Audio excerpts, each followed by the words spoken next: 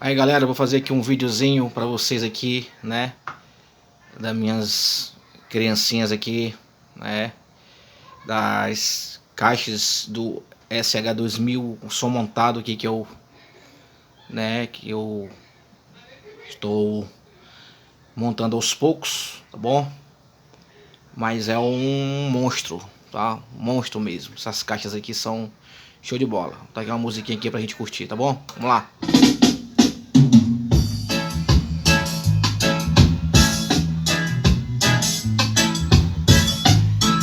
Sinceramente, galera, eu ainda não vi um som, ou ouvi um som que tem um grave tão show de bola, como limpo, como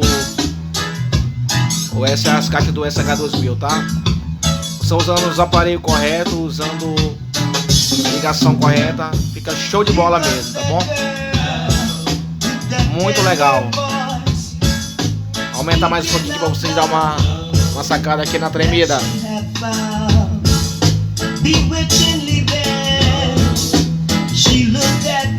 Tô usando só um volume normal mesmo, tá?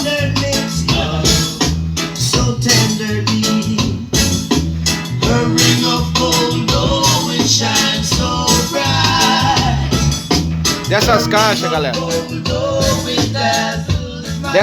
galera, eu só tô usando essa aqui, tá bom?